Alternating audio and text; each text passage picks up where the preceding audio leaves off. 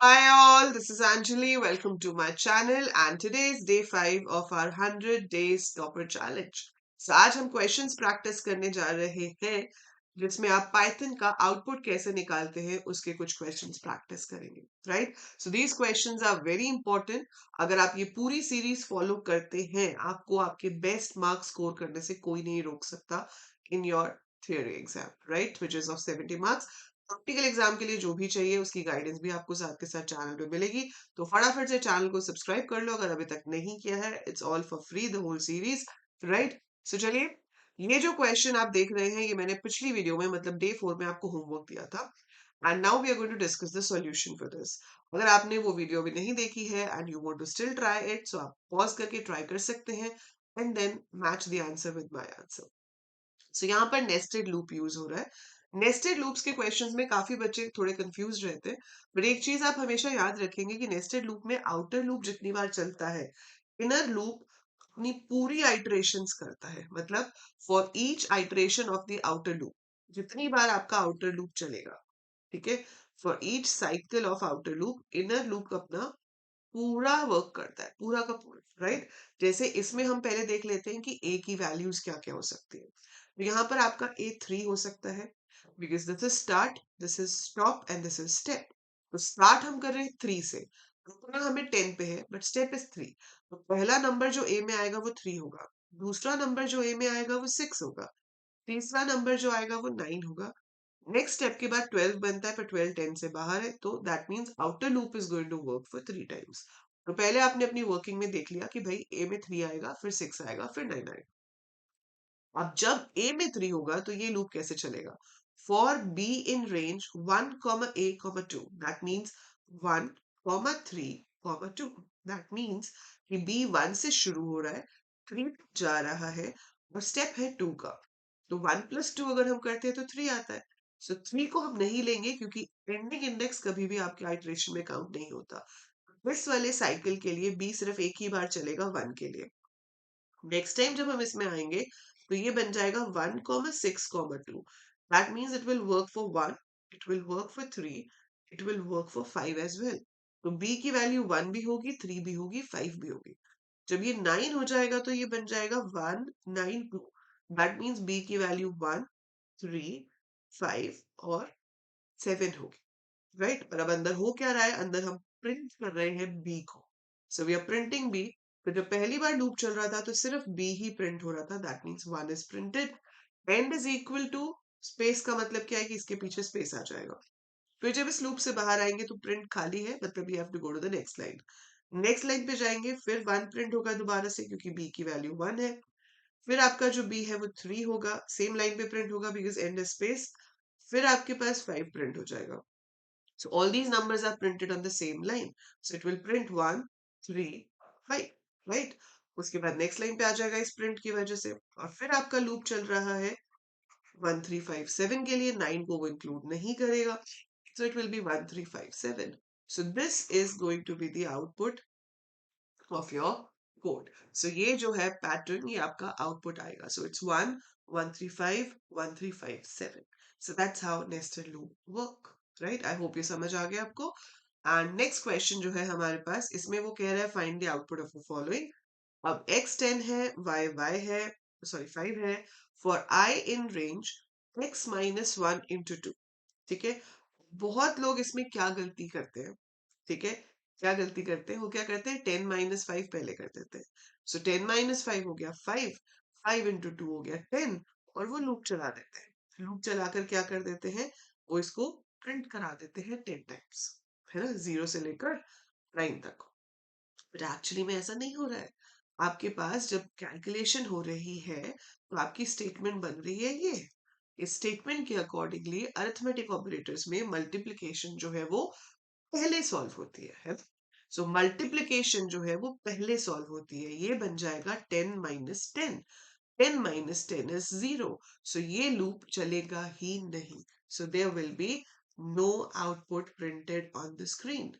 अगर ये 10 होता तो आपके पास आंसर आता percentage 0, percentage 1, percentage 2, so on up to percentage 9। पर अभी ये नहीं आएगा, there will be no output क्योंकि लूप चल ही नहीं रहा है। This thing is giving us 0. तो ये 0 है तो ये काम करेगा ही नहीं. Right? So that's how the code works.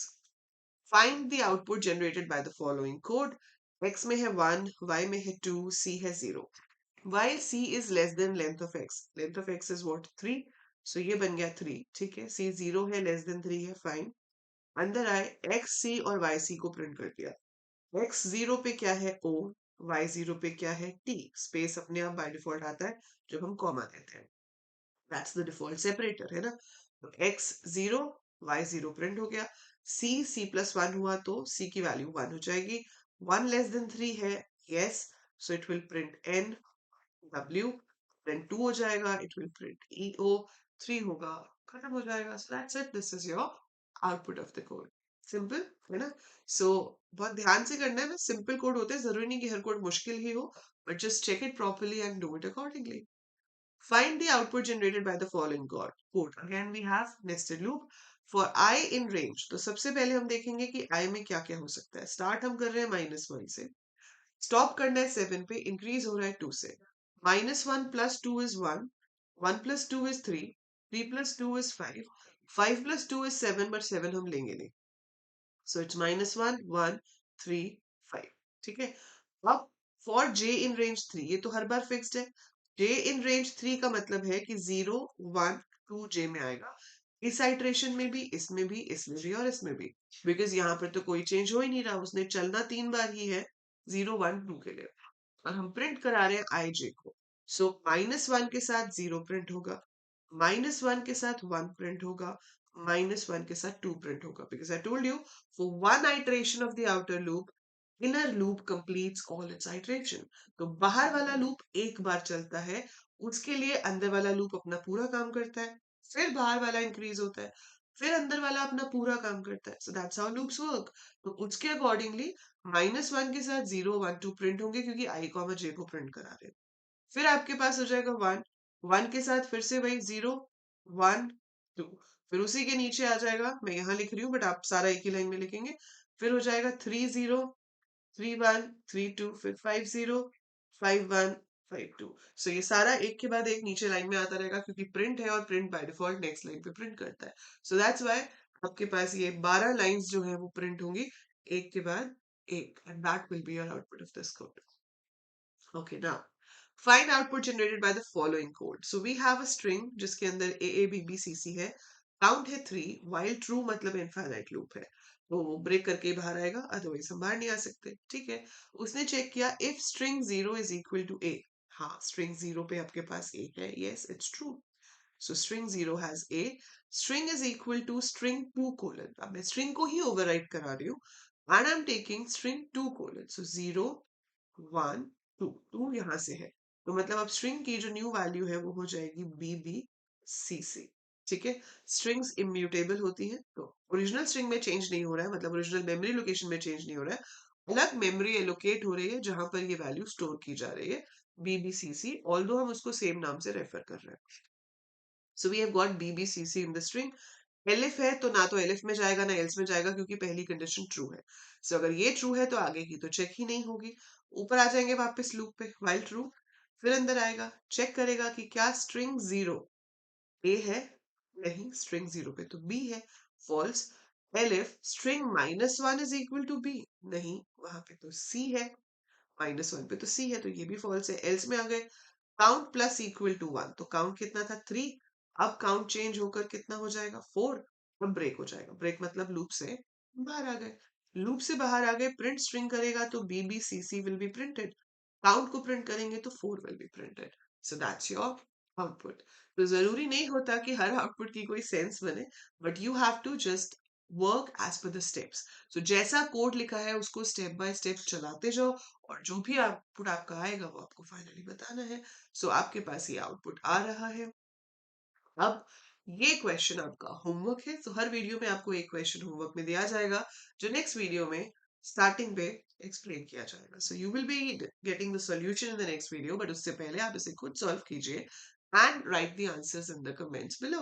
So write the answer in the comment below and also comment how are you liking the series. If you have any kind of suggestions or feedback for the series, most welcome, write it in the comments.